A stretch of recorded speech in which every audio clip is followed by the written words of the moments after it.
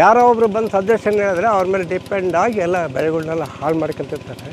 ಸುಮಾರು 85-90 ಸಾವಿರ ಎಕರೆ already plantation visit ಮಾಡ್ತಾರೆ. ನಾವು ಮೇನಿಗೆ ಅಡಿಕೆ ಗಿಡಗಳಿಗೆ ಫಸಲಿ ಬಂದ ಗಿಡಗಳಿಗೆ ಜಿಂಕು, ಬೋರಾನು, ಪೊಟಾಶು, ಯಾಕಂದರೆ ಒಂದು ಗಿಡಕ್ಕೆ 140% ಪೊಟಾಶ್ ರಿಕ್ವೈರ್ಮೆಂಟ್ ಇರ್ತೈತಿ ಅಡಿಕೆ ಬೆಳೆಯೋದು.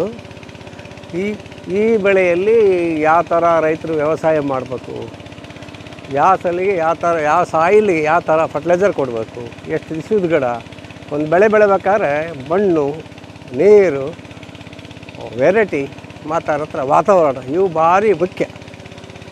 ಹಂಗಾಗಿ ಏನಾಗತ್ತಪ್ಪ ಅಂದ್ರೆ ರೈತರು ಏನು ಮಾಡ್ತಾರೆ, ಯಾವುದೋ ಒಂದು ಮೂಡಲ್ಲಿರ್ತಾರೆ. ತಮ್ಮ ಬೆಳೆಗಳಲ್ಲಿ ಏನು ತೊಂದರೆ ಆಗೈತಿ, ಏನಿಲ್ಲ, ಏನು ಮೈಡ್ ಸಟಕ್ ಆಗತ್ತೋ, ಏನು ನ್ಯೂಟ್ರಿಷನ್ ಕೊರತೆ ಐತೋ, ಏನು ಸಾಯಿಲ್ ಪ್ರಾಬ್ಲಮ್ ಆಯ್ತು, ನೀರಿನಲ್ಲಿ ಫ್ಲೋರೈಡ್ ಬರ್ತೈತೆ, ಏನೂ ಗೊತ್ತಿರೋದಿಲ್ಲ. ಯಾರೋ ಒಬ್ಬರು ಬಂದು ಸಜೆಷನ್ ಹೇಳಿದ್ರೆ ಅವ್ರ ಮೇಲೆ ಡಿಪೆಂಡ್ ಆಗಿ ಎಲ್ಲ ಬೆಳೆಗಳನ್ನೆಲ್ಲ ಹಾಳು ಮಾಡ್ಕೊತಿರ್ತಾರೆ. ನಾವು ಅದಕ್ಕೋಸ್ಕರ ಏನು ಮಾಡೀವಿ, ನಮ್ಮ ಜೀವನನ ಮುಡುಪಿಟ್ಬಿಟ್ಟು ರೈತರಿಗೋಸ್ಕರ. ನಾನೊಬ್ಬ BSc ಹಾರ್ಟಿಕಲ್ಚರ್ ಆಗಿ ನನ್ನ ಹೆಸರು ರಂಗನಾಥ್ ಅಂತೇಳಿ, ಒಂದು ದಾವಣಗೆರೆ ಏರಿಯಾ. ಸುಮಾರು 85-90 ಸಾವಿರ ಎಕರೆ ಆಲ್ರೆಡಿ ಪ್ಲಾಂಟೇಷನ್ ವಿಸಿಟ್ ಮಾಡ್ತಾರೆ. ನಾವು ಇನ್ನೊಂದು ಏನಪ್ಪ ಅಂದರೆ ಯಾರೋ ಬಂದು ಹೇಳಿದ್ರು ನಾನು ಏನೂ ನಂಬಕ್ಕೆ ಹೋಗೋಲ್ಲ. ಯಾಕಂದರೆ ಫೀಲ್ಡ್ಗೆ ಹೋಗಿ ಅಬ್ಸರ್ವೇಷನ್ ಮಾಡಿ ಗಿಡಗಳಲ್ಲಿ ಏನು ಕ್ರಿಯೆ ನಡೀತೈತಿ, ಗ್ರೋತಿಂಗ್ ಸ್ಟೇಜಲ್ಲೈತು, ಅವನು ಪೆನಿಕಲ್ ಒಡೆಯೋ ಸ್ಟೇಜಲ್ಲೈತು, ಏನು ಫ್ಲವರಿಂಗ್ ಸ್ಟೇಜಲ್ಲೈತು, ನೆಟ್ ಸೆಟ್ಟಿಂಗ್ ಸ್ಟೇಜಲ್ಲೈತು, ನೆಟ್ ಡ್ರಾಪಿಂಗ್ ಸ್ಟೇಜಲ್ಲೈತು, ಬ್ರೇಕಿಂಗ್ ಸ್ಟೇಜ್, ಇಷ್ಟಕ್ಕಂದು ಬೆಳೆಗಳಲ್ಲಿ ಹಂತಗಳು ಇರ್ತವೆ. ಈ ಹಂತಗಳ ಮೇಲೆ ನಾವೆಲ್ಲ ರೆಕಮೆಂಡೇಷನ್ ಮಾಡ್ತೀವಿ.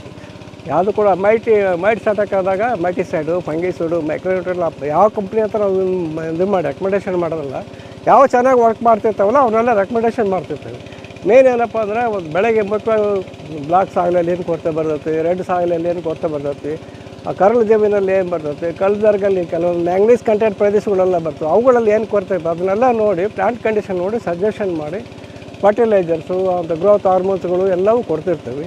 ಮೇನಿಗೆ ಅಡಿಕೆ ಗಿಡಗಳಿಗೆ ಫಸಲಿ ಬಂದ ಗಿಡಗಳಿಗೆ ಜಿಂಕು, ಬೋರಾನು, ಪೊಟಾಶು, ಯಾಕಂದರೆ ಒಂದು ಗಿಡಕ್ಕೆ 140% ಪೊಟಾಶ್ ರಿಕ್ವೈರ್ಮೆಂಟ್ ಇರ್ತೈತಿ.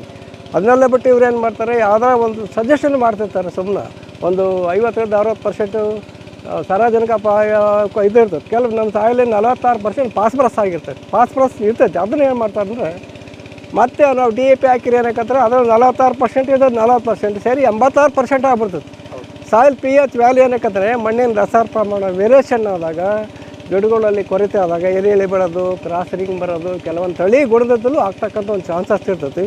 ಕೆಲವೊಂದು ಟೈಮ್ ಏನಕ್ಕಂತಾರೆ ಸಿಕ್ಕಾಪಟ್ಟೆ ಮಣ್ಣು ಹೊಡೆಯೋದು ರೈತರೆಲ್ಲ.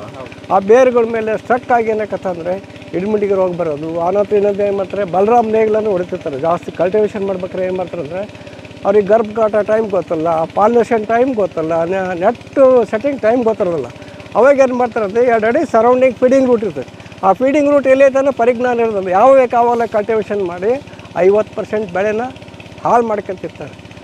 ಅದಕ್ಕಾಗಿ ಹಂಗಾಗಿ ನಮ್ಮ ಫ್ರೆಂಡ್ ಬಂದು ನಮ್ಮನ್ನು ಕಾಂಟ್ಯಾಕ್ಟ್ ಮಾಡೋಕ್ಕಂತೇಳಿ ಅದಕ್ಕೋಸ್ಕರ ನಾನು ತಿಳಿದ ಸಜೆಷನ್ ಹೇಳೀನಿ. ಇದನ್ನ ಫಾಲೋ ಅಪ್ ಮಾಡಿರಿ ಅಂತೇಳಿ ನಾನು ನಿಮ್ಮನ್ನೆಲ್ಲ ಕೇಳ್ಕೊಳ್ತೀನಿ.